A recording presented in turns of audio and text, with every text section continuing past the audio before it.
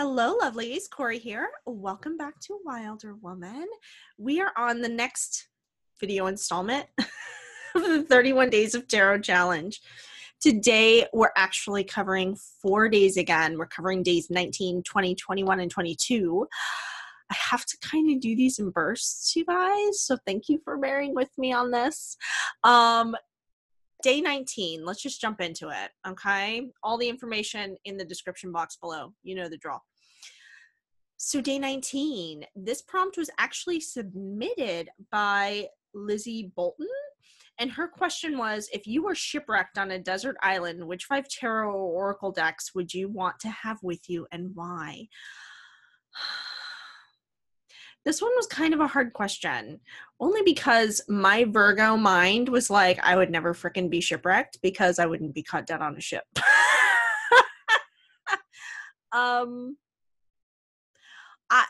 I get heavy motion sickness. In fact, it gets intensified when I'm pregnant. So even cruise ships, like I took one cruise in my life at 16 and completely regretted it. Was like, should never have done this. Like, sorry, no. So I'm rephrasing the question to suit me because, again, Virgo, okay? That's what you're working with if you're on this channel. So basically, I was thinking about it and I was like, okay, logically, Cory, you're going to be moving states at some point. So which 5 decks would you have to have out with you? Because again, I'm that type of person. I hyperventilate if I don't have a deck in my purse at all times. So what 5 decks would I want to carry with me on that drive, you know, across the country while everything else is packed in boxes in a moving truck, right? Or having to ship them out to where we end up being. This was tough, you guys. But now I know what 5 decks that I need to like pull out and kind of have with me and ready to go, because moving states is actually a real possibility for me at this moment in time. So looking at it, I do have 5 decks in front of me. And again, in true Virgo fashion, there's practical reasons for each and every one of these decks, okay? The first 2, the reason why, well, actually really all 3 of the tarot decks. I have 3 tarot decks and 2 oracle decks. The tarot decks that I have with me that I would take are ones that I work with a lot in my client readings. If you've had a client reading for me, probably used one of these decks. There's a really good percentage. There's like 20% of you over the last 10 years that maybe, you know, I read with a different deck. But for the most part, like for a good solid 6 years, this first deck that I'm going to show you is the only deck that I read with for other people. And that is the Shadowscapes Tarot. And you guys have seen this. I've talked about this. You can Google the images. Like, you know what this deck looks like, okay? I have enough stories about it. It also just kind of holds a special place in my heart. So while it's a mass-produced deck, and this is my second copy, I can get it again. Just having it with me, you know, in case I need to pull it out, it's like, it's my comfort zone deck, if that makes sense. The next one is also very similar in that fashion. I also have it in a tin version, and it's probably the tin version that I will take with me or have out with me if and when we do the move. But that is the Morgan-Greer Tarot. Okay, and again, you guys have seen this numerous times on my channel. So each of these decks, like, I don't know that I really have to flip through it except for maybe one of them, which I did an unboxing and it was an epic fail in the editing process. So I'm going to have to do a walkthrough of it. We'll get to that in a second. And then the last tarot deck, you guys, the Tarot Fauna has become such a treasured deck in my collection. I just love reading with it. It was like my only client deck that I worked with in the month of November last year. Just stunning. Love everything about it. Brittany did a fantastic job on the art. Devin did an amazing job with the guidebook, curating this thing. Like, how could you not love this? And my kids love the imagery too. So this would be the deck that I would use with my kids. Speaking of which, they were a huge decision in the Oracle deck. So as far as decks go, tarot decks, I had to think of it from a business standpoint.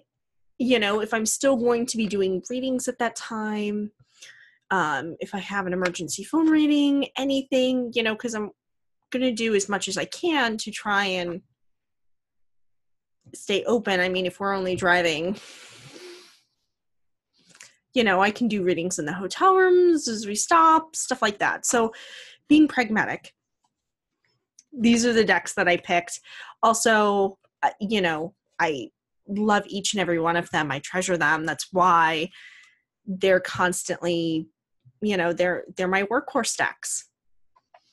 Not just for me, but for you guys too. So have to have those out. Now, as far as the Oracle decks, again, I had my kids in mind. This deck, I also use heavily in client readings.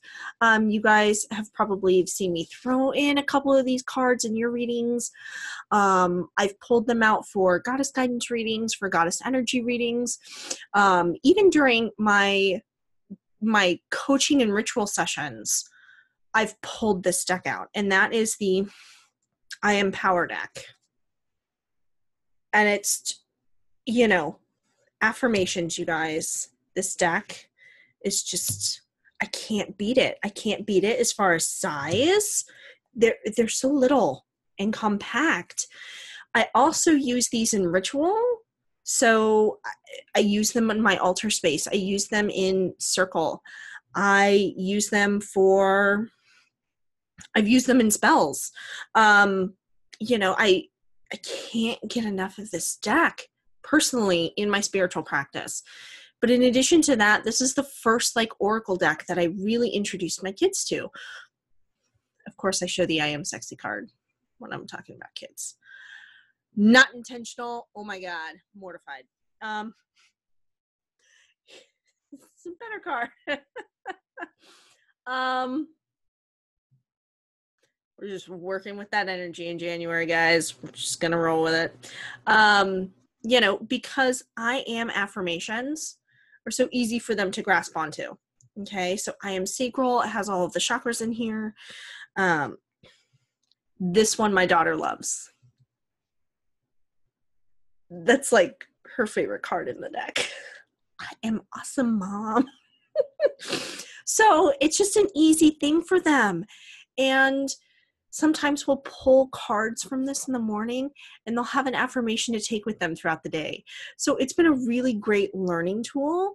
In addition to me using it in my spiritual practice and in my spiritual biz, it's been a great introduction for the kids into not just working with oracle cards, but also working with affirmations and then mantras as well, repeating it over and over again like a chant. I am motivated. It gets them going. I am ready. I need to tape this to my son's door. Like, you need to be ready in the morning, dude. So it's been a fantastic learning tool for them. So I don't know that I could really go anywhere without this deck. It's kind of always out and, you know, attached to my hip in some way, shape, or form. And then the last one, okay, this is a new edition. My daughter has already tried to steal it twice. Not once, but twice. And has asked for her own copy. So, I don't know if you guys heard my husband laugh there. That is the wonderful and amazing Anna Mantras deck. And this is by Katie Welsh, who's behind 78 Tarot. Oh, and this is also dealing with affirmations.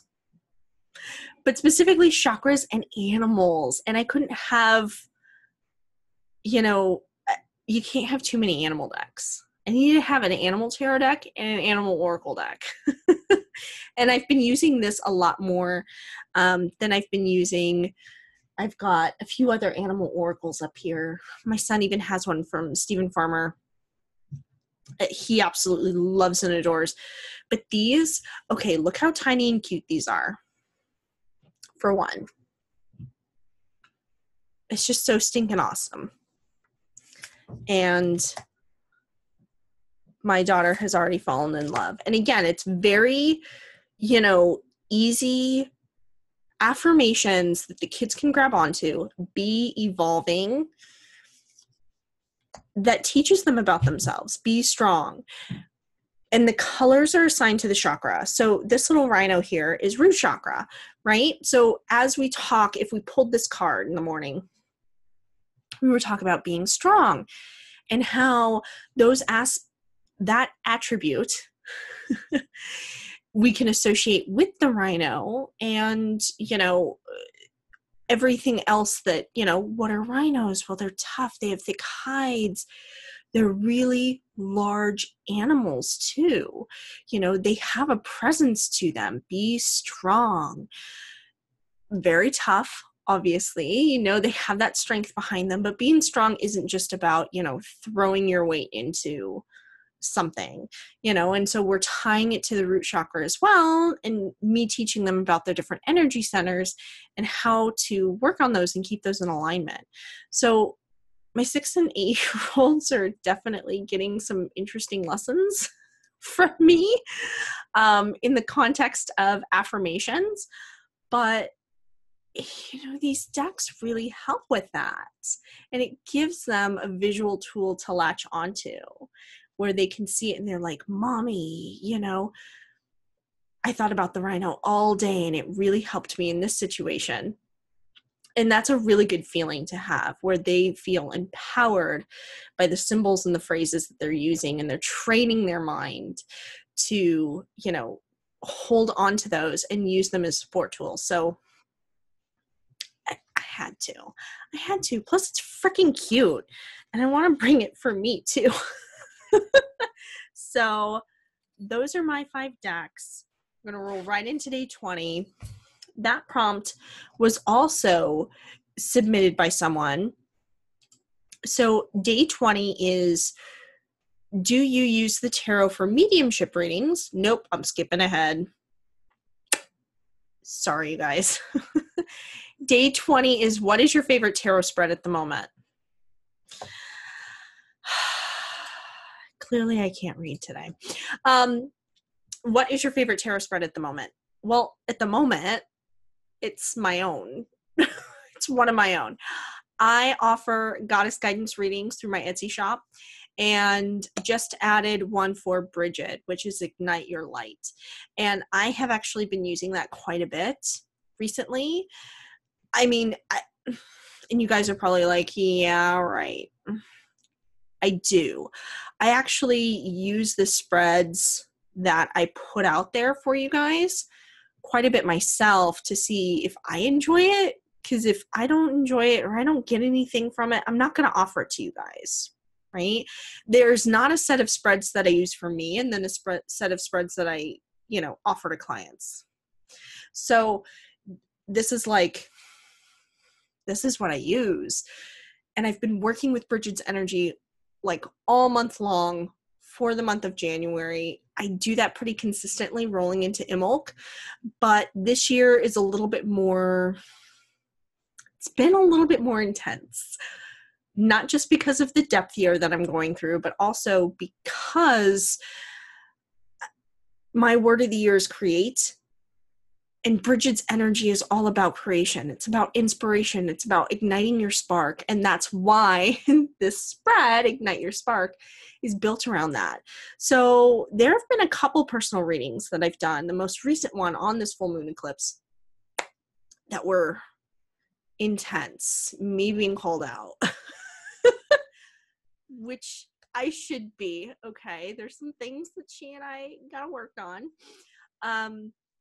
That she's helping me with.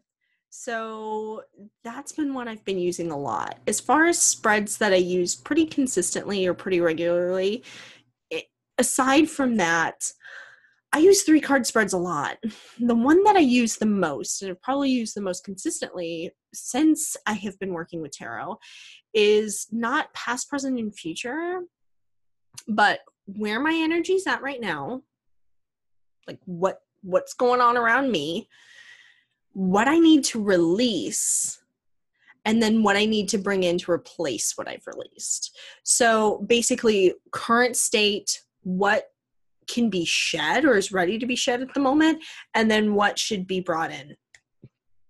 So that's kind of my standard 3-card. If I'm ever stuck trying to figure out what's going on, what's happening in the world right now, what's happening with me right now, that's kind of my go-to. If you guys ever wanted to know. So day 21, which I tried to skip ahead to, my word, do you use tarot for mediumship readings? Why or why not? If no, would you like to? So that one, excuse me, just having a wonderful time over here, guys. Sorry. I do use tarot for mediumship. To a degree. I don't do mediumship readings professionally, at least not anymore. So really, when it comes to mediumship, what I do with connecting to, outside energies, and most people, when they think mediumship, they think about, talking to folks that have crossed over. In that context, again, I don't do those readings professionally. I will do them personally. And if I when I do mediumship readings, it's usually with a pendulum and not necessarily with tarot cards. I have used tarot cards for mediumship. It's worked out pretty well. But it's not my normal practice. There are a ton of other readers that I can highly recommend if you're looking for a mediumship reader, specifically somebody to connect you with folks across the veil.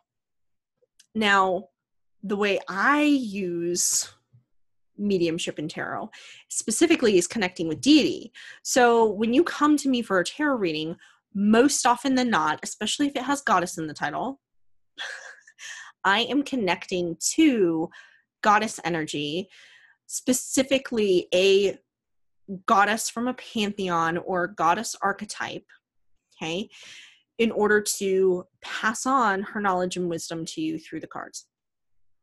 So I have goddess guidance reading currently with Caradwyn in my Etsy shop, Bridget. Just so that you know, 2 more readings are getting added next month, one for Aphrodite and one for Freya for self-care and for passion. So those are coming, and I plan on adding more. And then for my goddess energy readings and goddess connection ritual sessions, when we use the tarot to provide messages, I ask whatever goddess that wants to come through. And then I'll relay that information to you, explain her energy, what she's all about, give you some background, insight into how to work with her after the reading, etc. So it's just whoever wants to step up to the plate.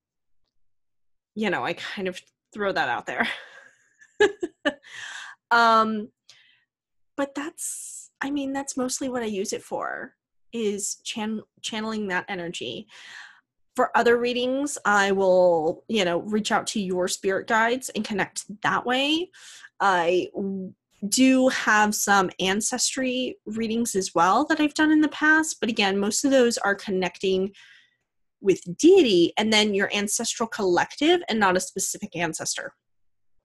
So as far as what someone might consider true mediumship reading, connecting to loved ones who have crossed over, I don't do that professionally really anymore, but I have used it and I've had success with it. So yeah, it's not my thing, so you won't see me advertise it. It's not my specialty. There we go. That sounds much better. It's not my specialty. It's not my area of expertise. So I lend that off to some other really fantastic readers who are amazing at it. 22, our last prompt, guys. Trying to wrap it up here because you know I get a little bit long-winded.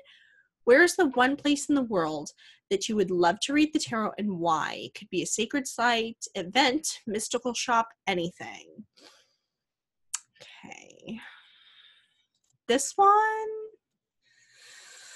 Oh, you guys.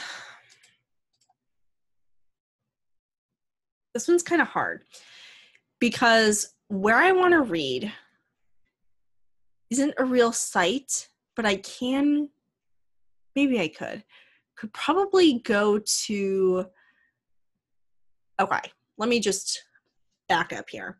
I would love to read in the tower of Hogwarts where Professor Trelawney's classroom is, where she teaches like divination. I would love to like dress up as her and like do a bunch of tarot readings there. I think that would be fucking awesome. So like I said, the place doesn't like, Professor Trelawney is a fictional character, right? Her classroom doesn't exist, but it's possible to go to the castle where it was filmed, right? And they do have sets as well. So if, you know, they just did like a set, I would want to read in the set. So that's kind of what I'm getting at. Is that however we can make that happen, I want to make that happen. It's not like a sacred site or anything. It's just, that would be freaking awesome for me. Would be to sit in her classroom, you know, with the thick bottle glasses and the scarves and the whole 9 yards and the beads and just be like, and read and sling some cards with a bunch of people and drink tea. I think it would be flippin' awesome. That would be like the most epic birthday present I could ever give myself. Now, will that ever happen? Probably not. However, what I could possibly make happen, maybe, would be to pull a card out, say, I don't know, there are a lot of amazing sites all over the world. I would love to read while in view of